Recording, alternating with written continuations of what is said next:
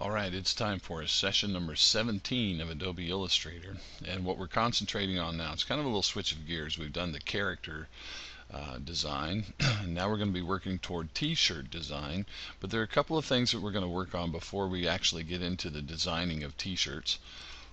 So let me take a look at those with you. First of all, we're going to work with some tricks that you can do with text, because these are kind of typical things that you'll see on t-shirts.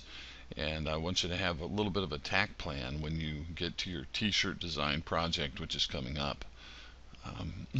We're going to work on 4 things today. Type on an open path, which you see up here with Do the Wave. Type on a closed path right here, Krispy Kreme donuts, hot now. Type text in an envelope, which is warping or meshing. And then extruded text. So those are the 4 things that we're going to work on here, and here is kind of how this is going to work. There's a file that will be parked on the courses drive on Drive L inside the assignments folder for Adobe Illustrator and for session 17 T-shirt Tricks 1. They'll just look like this. Now, I'm actually not connected to Drive L right now, but if you're in Illustrator and you browse to Drive L and look inside the Session 17 folder, you'll find this file. It's called T-shirt Tricks 1. Now, I'm just going to take these text items and move them over just a little bit here. The first thing I want to do real quickly is just cover this whole idea of an open path and a closed path. If I take the paintbrush tool and I just paint kind of a curvy line like that, that is an open path. It's an open path because there are 2 endpoints and it doesn't go all the way back around to where it started. You could also do a open path with the pen tool. There's an open path done with the pen tool with straight lines. Another example of an open path would be an arc like this, or even if I got the spiral tool, that is an open path, again because it has 2 endpoints. The endpoints don't come together. Those are all examples of open paths. Now we're going to find that you can put type on an open path. I'm going to delete those. Now closed paths would be more like just shapes, like a rectangle. That's a closed path, because if you start at one point of the edge of this thing, you can go all the way around and get back to where you started. Another closed path would just be a circle or a star. Any of these would be closed paths because there's not really 2 endpoints to it. If you pick a spot, you can go all the way around the perimeter of this thing and come back to where you started. So that's what a closed path is. Alright, well, I'm going to delete those and let's get to work on how you do this real quickly. Alright, the first one's going to be type or text on an open path. Well, the first thing we're going to need is an open path, and you can make that any way you would like. You could use the paintbrush, you could use the pen tool, any of those open path examples would work. I think what I'll do in this case is I'm just going to use the paintbrush and just kind of make that wavy line like you saw a moment ago. Alright, that'll work, that'll be fine. Now I want to put some text on that. Now the safest, easiest way to do this is just use the Type on a Path tool. Now what I'm doing here is clicking and holding on the Type tool and then coming down here to Type on a Path. Alright, now the cursor looks a little bit different than it does for the normal Type tool. And what I'm going to do is just come up and just click on that path. And you'll see a little cursor appear there, and I'm just going to put on here, catch a wave. Catch a wave. I'll say it one more time. Catch a wave. Alright, so I just did it kind of over and over. Now, when this type is on this path like this, you can triple click it with your text tool, and you can do things like up here on the control panel at the top, I can bump up the size of that text, and I could change the font if I wanted to. Now you have to be kind of aware that fonts, when you change fonts, they'll space out a little bit differently. So if I change this to like a Gill Sans, or and that one didn't change very much, but if I do it ultra bold, it might actually change the way it fits on the path. So you just have to kind of be aware of that and just work with it a little bit. I'll change that to like a Cooper Black. All right. Now, there are some things you can do to kind of work with that a little bit. You can try to take an anchor point on a path and move it a little, if I can find that anchor point. or stretch the path out a bit and things like that. But again, what I'm telling you here, and I'm just going to delete that little part. What I'm telling you here is that different fonts just space out differently. Now, when you have text on a path, you'll see these little handles here, and you can pull these little handles. They're small, but you can pull them and kind of slide the text on the path if it didn't space out just the way you wanted. You can kind of do that. And I lost one of the words here because of when I deleted, but that's okay. So these little handles, that's what those are for. You can kind of slide the text a little bit. All right, so that's text on an open path right there. Yay. Okay, got that done. Now, for text on a closed path, again, you just need some kind of shape. I'll just use a star here. That's fine. And again, I'm going to use the Type on a Path tool. So you can just kind of sneak up on this thing and click on the path. And I'm going to say, you're a star, space, and I'm just kind of repeating this so it wraps around the path a little bit so you can see.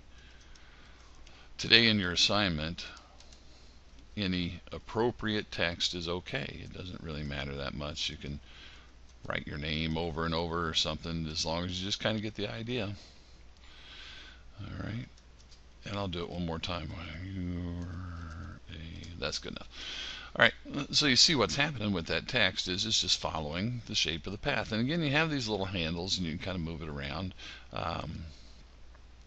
And you'll also notice that the paths disappear when the paths disappear once you've put type on them. You can see them when you have them selected when you're moving them around, but when you deselect, you won't see that path line anymore. You don't really see the star's not filled. You don't see the outline of it. You just see the text going around that shape. All right, so that's text or type on a closed path. All right, now we're going to take a look at type in an envelope or warped. So I'm going to just get the type tool, and I'll use the old Notre Dame thing, play like a champion. They have that, and a lot of football teams do this. They have this on like a banner when they go onto the field, or an arch over a doorway. And I think I'll change the font here just because I can. I'll go to Arial, make it Arial Black. Okay, and you can size this up a little bit if you want to. All right. Now, there are actually a couple of ways to do this, and so what I'm going to do here is, once this text is selected, I've created the text, I've formatted the text. I could change the color of it if I wanted to. You can do anything you want with color. There we go. All right, so I've got this text selected, and when it's selected, up here on the toolbar, there's a Make Envelope button, and I'm pointing to it right now. I got a little pop-up that's come up here, so I'm going to go ahead and click that. And I think we've seen things like this before. I want to preview this, and there are different settings here. I could do arch up, or if I could do fish. There's all kinds of possibilities. Inflate. These are all warping styles, warping envelopes, and each one of these warp options has some adjustments on it, and you can work with those a little bit. If you don't want to bend it quite so much, you can reduce the amount of bend. You can work with things like horizontal and vertical distortion. There's a preview checkbox. If that's not turned on, you're going to want to turn it on so you can see what it's doing to your text. All right, so I'm going to go with this arc style, and I've got the bend the way I want it. So I'll click OK. And again, I can still kind of format that text. It's still text. If I come along here and say, oh, let's give that an outline, and trying to give it an outline here is not cooperating too much. I want an outline. Well, maybe I lied about being able to give it an outline after it's warped. Maybe I needed to do that before it was warped. Or I could double click it and then give it its outline, and then double click out here in an empty space. There, okay, got it. You double click, select the text, change the outline, double click out here in an empty space with the black arrow and got it. Alright, so there is text in an envelope. Very good. Alright, now the last thing we're going to take a look at is this idea of extruded or kind of embossed text. I'll make some text here and I'll go back to my old Big Bang Theory standby here. I'll make some text that says Bazunga. I'm going to make that pretty good size. And I think I'll change the color of that. It should let me do this. I'll change the color of that to red, and I'm going to outline that.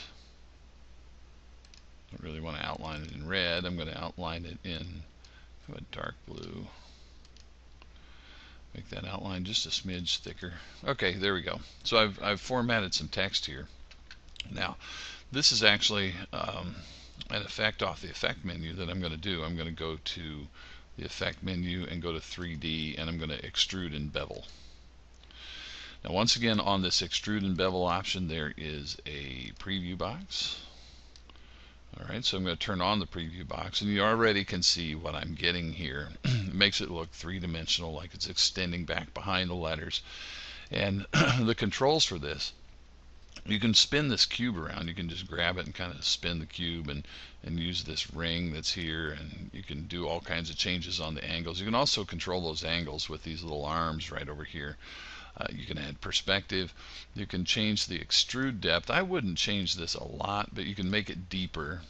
You know, you can make it like extend back thicker or deeper by changing the extrude depth. You can add some of these bevel edges.